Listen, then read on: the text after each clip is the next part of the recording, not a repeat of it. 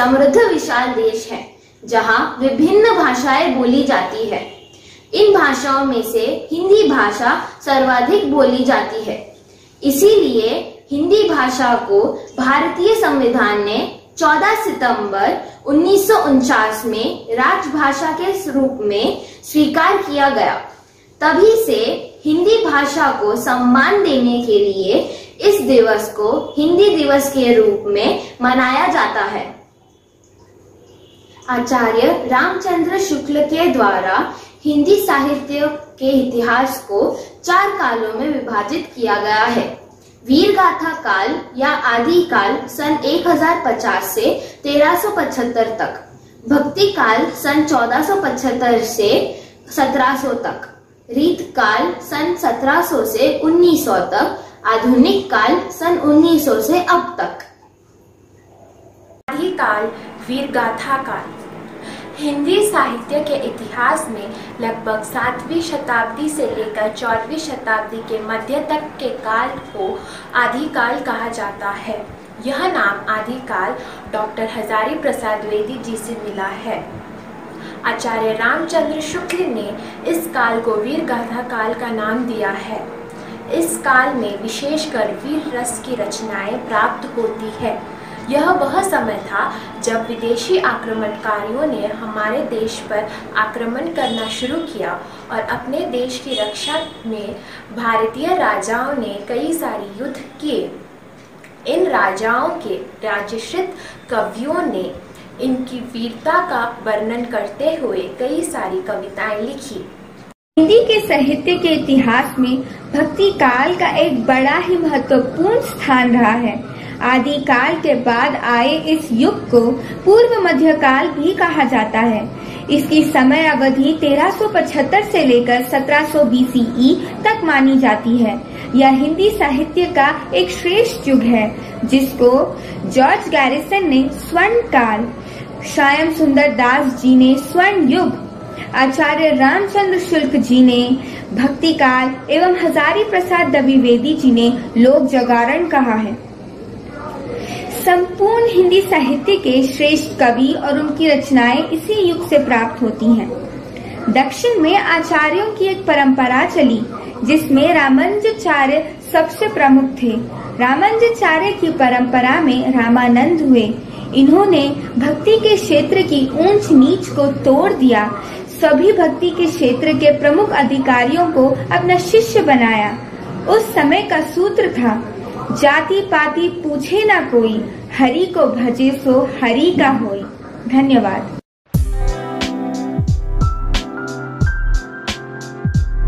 साहित्य के इतिहास के तीसरे काल को रीति काल कहा गया है। इसका उद्भव सन 1700 से 19वीं सदी तक माना गया है। सन 1700 के आसपास से हिंदी कविता में एक नया मोड़ आया है। इससे विशेषतः तात्कालिक दरबारी संस्कृति और संस्कृत साहित्य से उत्तेजना मिली। इस युग में श्रृंगार की प्रधानता रही है। यह युग मुक्तक रचनाओं का युग रहा है। मुख्यतया कवित्त, सवैये और दोहे इस युग में लिखे गए हैं।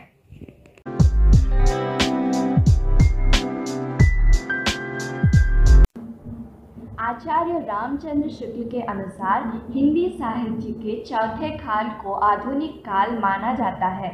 इसका उद्भव सन 1900 से लेकर आज तक माना जाता है। हिंदी साहित्य का आधुनिक काल तात्कालीन राजनैतिक विधिगतियों से प्रभावित हुआ है।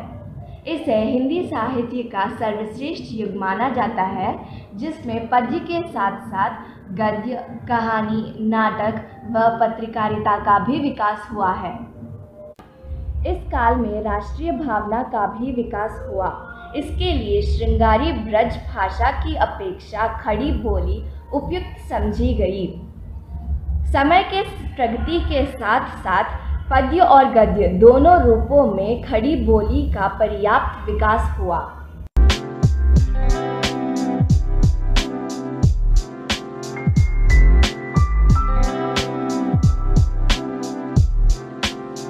रामधारी सिंह दिनकर हिंदी भाषा के एक प्रमुख लेखक, कवि व निबंधकार थे। वे नवयुग के श्रेष्ठ वीर रस के कवि के रूप में स्थापित है। दिनकर जी स्वतंत्रता के बाद राष्ट्रीय कवि के नाम से जाने गए। नित्य जीवन के संघर्षों से जब टूट चुका हो अंतर्मन, तब सुख के मिले समंदर का रह जाता कोई अर्थ नहीं। जब फसल सूख कर जल के बिन तिनका तिनका बन गिर जाए, फिर होने वाली वर्षा का रह जाता कोई अर्थ नहीं। धन्यवाद। देवी वर्मा हिंदी साहित्य में छायावादी युग के 4 प्रमुख स्तंभों में से एक मानी जाती है। उन्हें आधुनिक मीरा के नाम से भी जाना जाता है। वे मुस्कुराते फूल नहीं जिनको आता है मुरझाना, वे तारों के दीप नहीं जिनको भाता है कुछ जाना, वे नीलम के मेघ नहीं जिनको है गुल जाने की इच्छा, वह अनंत रुद्राक्ष नहीं जिसने देखी जाने की राह, वे सुनने से नयन नहीं जिसमें बनते आंसू मोती, वे प्राणों के सेज नहीं जिसमें बेसुध पीड़ा सोती। धन्यवाद।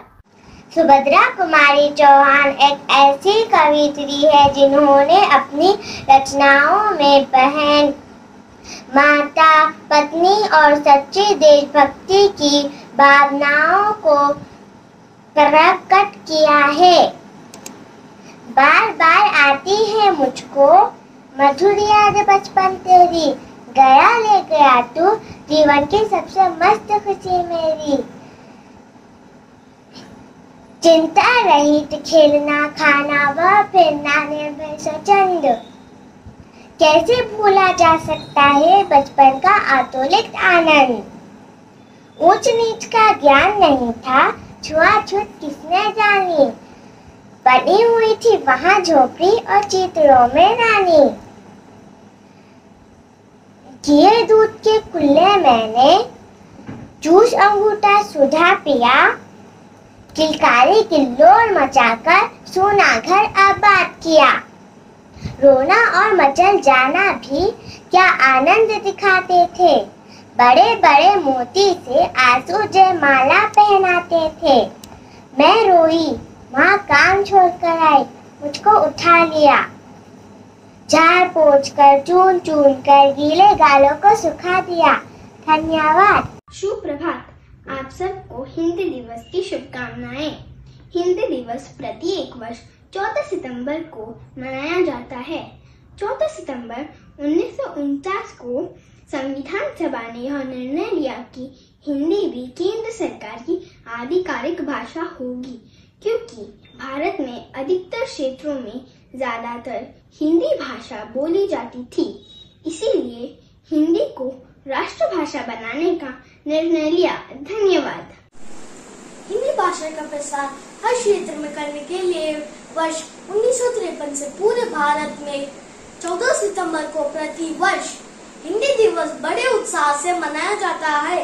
हिंदी दिवस के अवसर पर मेरे कुछ मित्र आज आपको सुंदर कविताएं सुनाएंगे। धन्यवाद। हिंदी साहित्य के इतिहास में श्री महर्षि शरण गुप्त जी राष्ट्रीय कवि के रूप में प्रसिद्ध थे। उन्हें साहित्य जगत में दद्दा से संबोधित किया जाता था। कुछ काम करो, कुछ काम करो, जग में रहकर कुछ नाम करो, ये जन्म हुआ किस अर्थ अहो, समझो जिसमें ये व्यर्थ न हो। कुछ तो उपयोग करो तन को, नर हो ना निराश करो मन को। श्री महर्षि शरण गुप्त।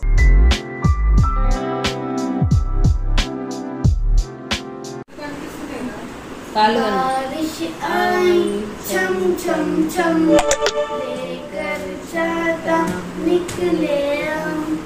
बारिश आई छम छम छम, लेकर छाता निकले हम। पैर फिसला और गिर गए हम, ऊपर छाता नीचे हम।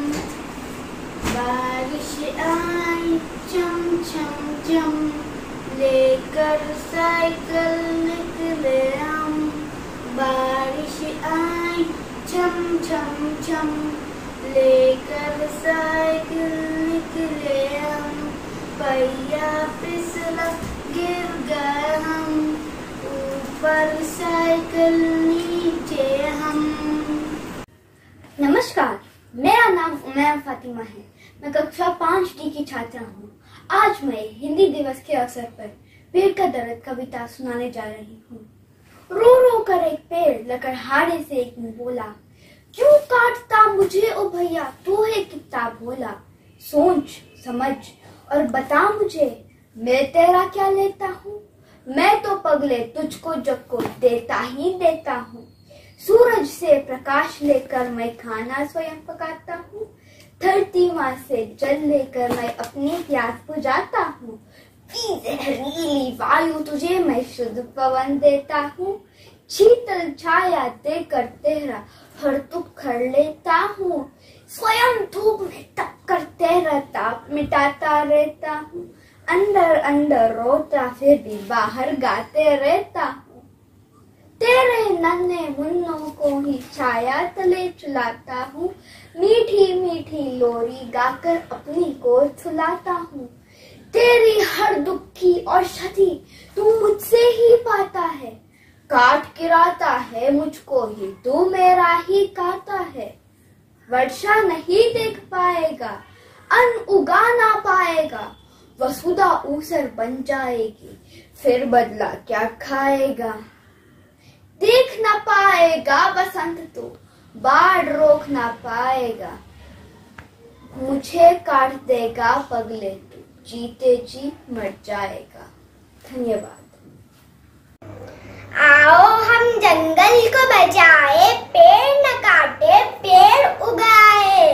पेड़ न काटे पेड़ उगाए। हर दिल में एहसास ये रख दे, हर दिल में एहसास ये रख दे। बात ये हर इंसान को बताए। आपके कारण पेड़ न काटो, आपके कारण पेड़ न काटो, आपके कारण पेड़ न काटो। ईंधन कोई और जलाओ, ईंधन कोई और जलाए। खतरे में है पेड़ हमारे, खतरे से हम उनको बचाए, खतरे से हम उनको बचाए। नए वंश की खातिर हम सब आओ हम भी पेड़ लगाए, आओ हम भी पेड़ लगाए। धन्यवाद।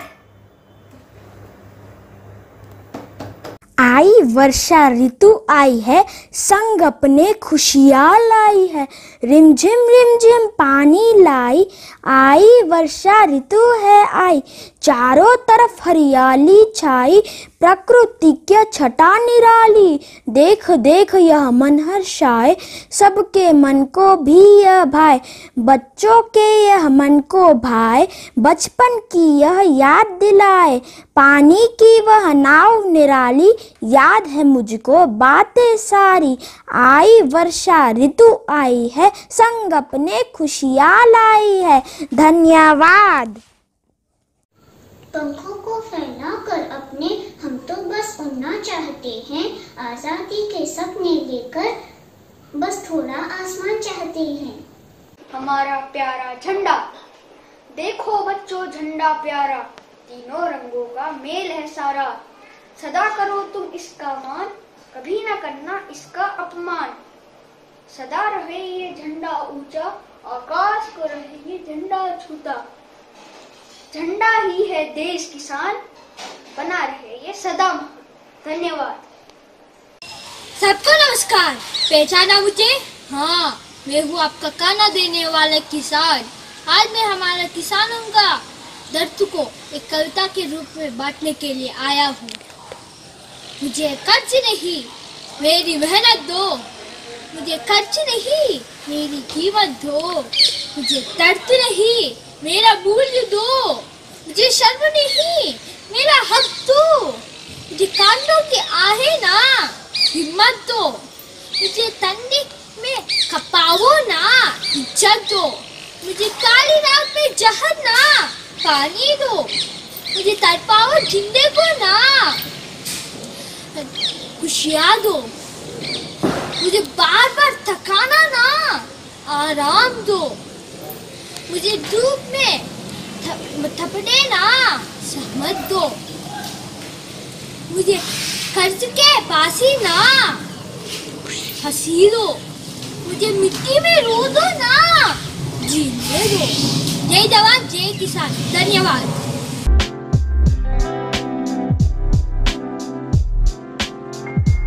मेरा नाम है संगुला हसीन। मैं 7वीं कक्षा में पढ़ रहा हूँ। आज मैं एक छोटी सी कहानी बोलना चाहता हूँ। इस कहानी का नाम है मोटी बकरी। एक दिन एक किसान रहता था। उसको 2 बैल रहते थे।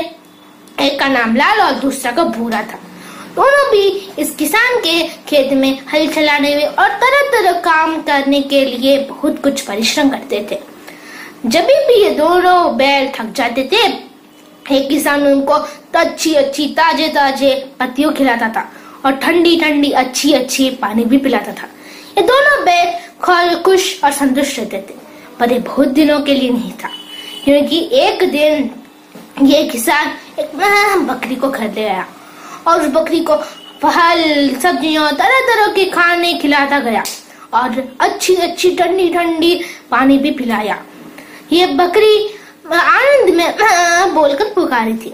बहुत दिनों एक दिन के बाद होती गई और ये बकरी मोटी हो गई।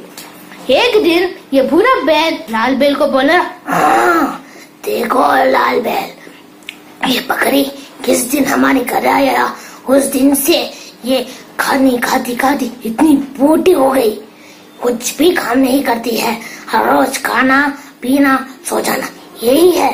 तो लाल बैल बोला, नहीं बोला बे, तुम गलत समझ रहे हो। ये किसान हमको भी अच्छी ताजे पत्तियों भी पिला के था ना, हमको भी अच्छी ताजे पत्तियों हमको भी खिलाता ना, और हमको अच्छी ठंडी पानी भी पिलाता ना। हम दूसरों के सुख को देखकर हमारा सुख नहीं बोलना चाहिए बोला। पर ये भूरा बैल को कुछ भी समझ नहीं आया। एक दिन ये बकरी नहीं है। ये दोनों बैल एक दूसरे से पूछ रहे थे, अरे ये बकरी कहाँ गई। तब भी इन दोनों को समझ आया कि ये बकरी नहीं है, क्योंकि ये किसान ने उसकी बेटी की शादी के लिए उस बकरी की गर्दन से निकाल दिया। तब भी भूरा बैल को समझ आया कि उस दिन क्यों लाल बैल वैसा बोला। शिक्षा, हम दूसरों के सुख को देखकर हमारा सुख नहीं भूलना चाहिए। ईश्वर ने सभी को क्या चाहिए वो ही दिया, उससे ही हम संतुष्ट रहना चाहिए। और सभी को हिंदी दिवस की शुभकामनाएं। धन्यवाद। नमस्कार, मेरा नाम बी अंश है और मैं 7वीं कक्षा में पढ़ रहा हूँ। आज मैं आपको नीति संबंधित कहानी सुनाने जा रहा हूँ।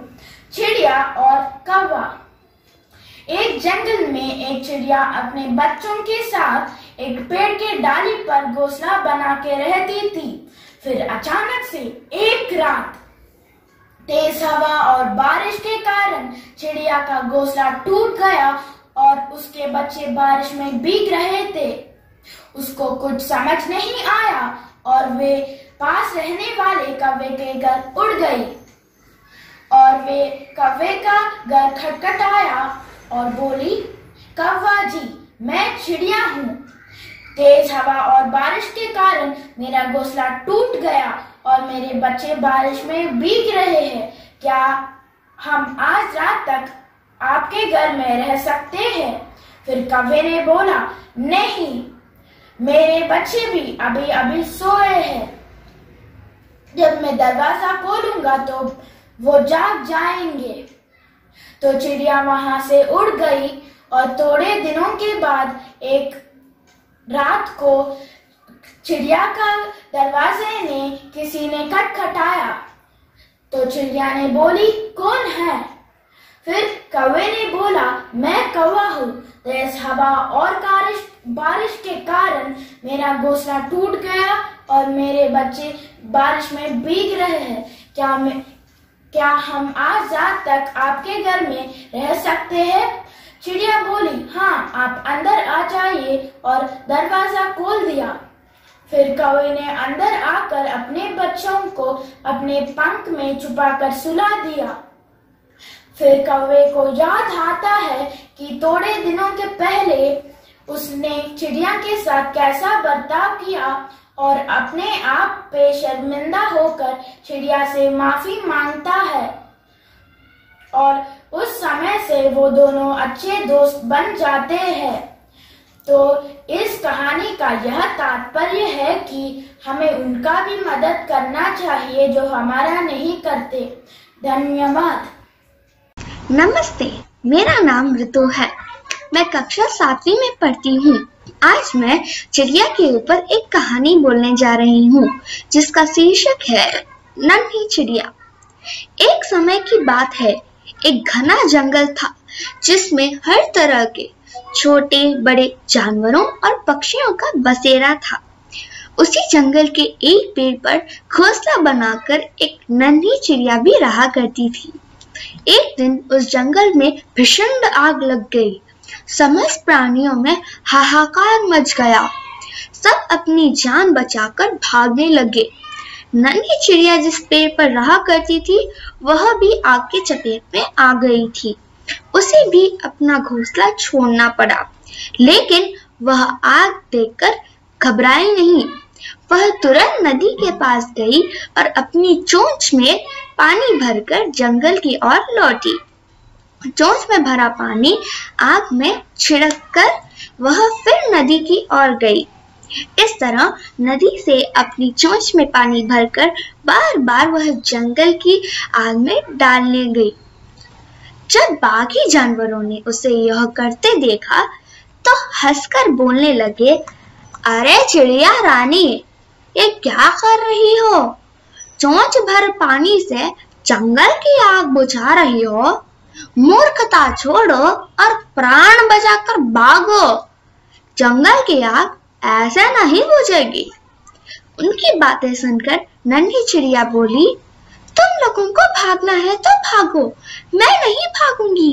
ये जंगल मेरा घर है और मैं अपने घर की रक्षा के लिए अपना पूरा प्रयास करूंगी, फिर कोई मेरा साथ दे ना दे। चिड़िया की बात सुनकर सभी जानवरों के सर शर्म से झुक गए।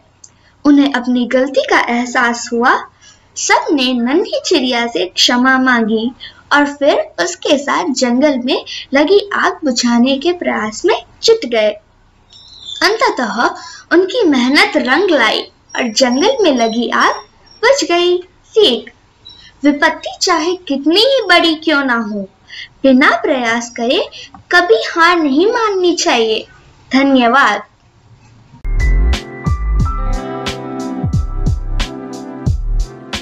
नमस्कार, मैं एल उन्नति कक्षा 5 में पढ़ती हूँ।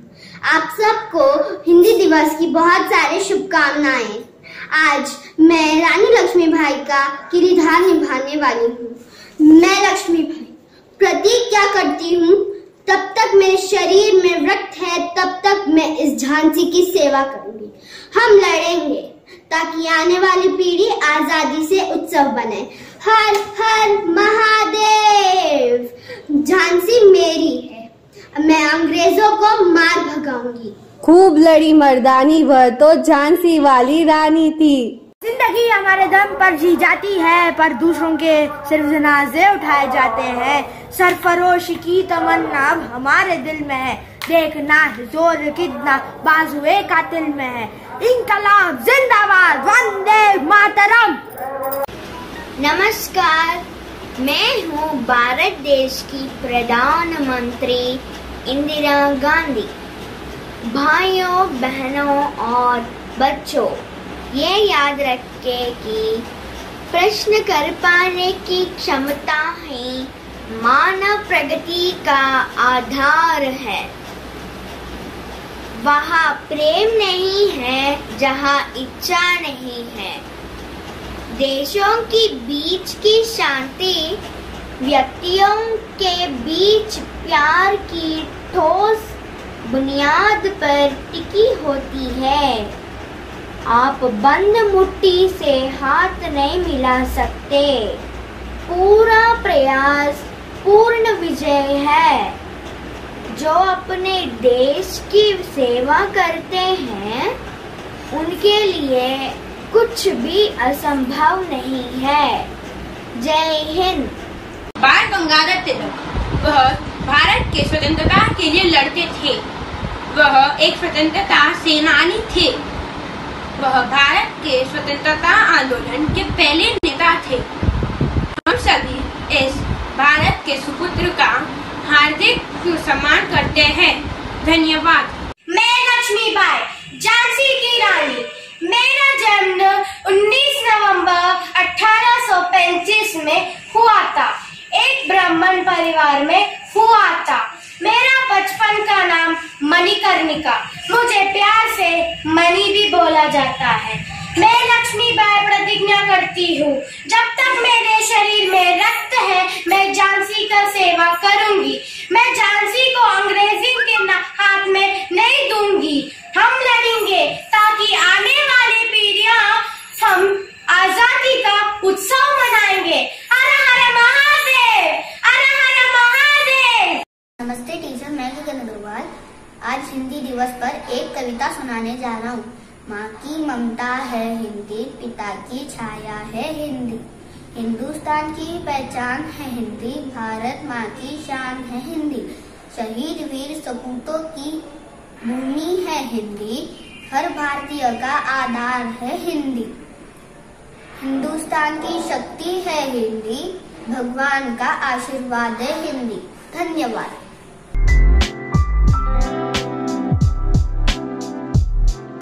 राष्ट्रीय स्तर पर हिंदी का महत्व। हिंदी भाषा विश्व में सबसे ज्यादा बोलने वाली भाषाओं में से एक है। हिंदी भाषा भारत देश में सबसे अधिक बोली जाती है। मातृभाषा बिन व्यर्थे, दुनिया का क्या ज्ञान, भारत माता की बोली हिंदी करो इसका सम्मान। हिंदी भाषा लगभग 337 मिलियन भारतीयों की मातृभाषा है। भारत के बाहर हिंदी बोलने वालों और त्रिभाषी बोलने वालों की उल्लेखनीय आबादी है, जो अंग्रेजी से हिंदी के बीच अनुवाद करते हैं। हिंदी लिखने के लिए देवनागरी लिपि का प्रयोग किया जाता है।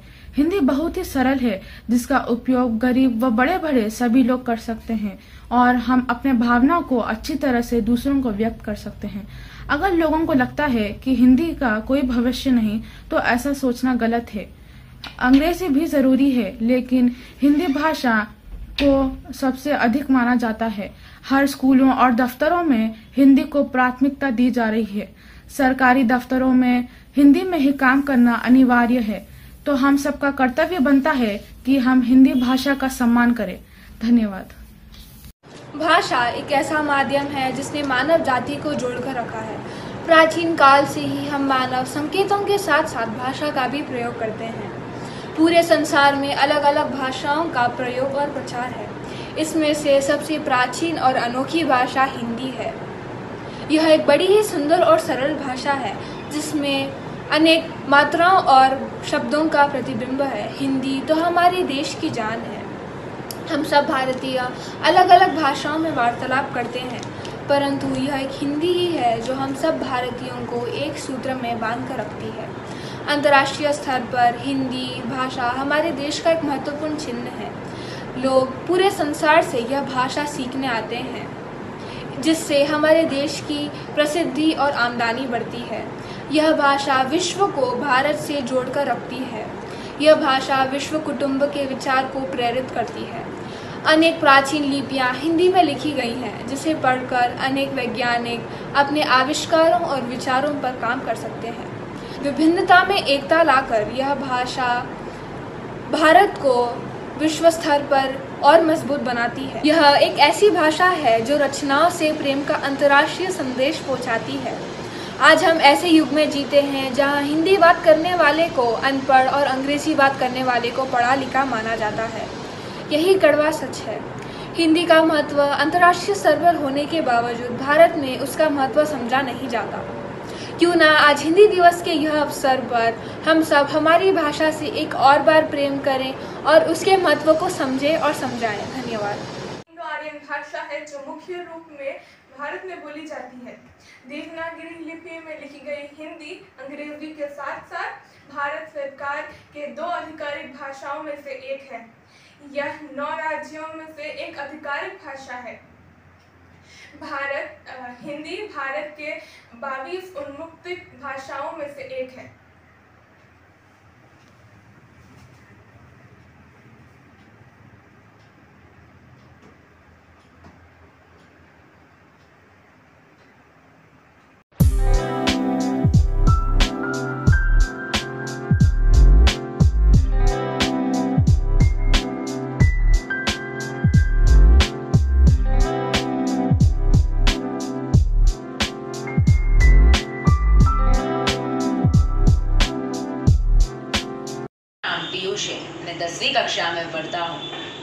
सबका अभिमान है हिंदी, भारत की शान है हिंदी।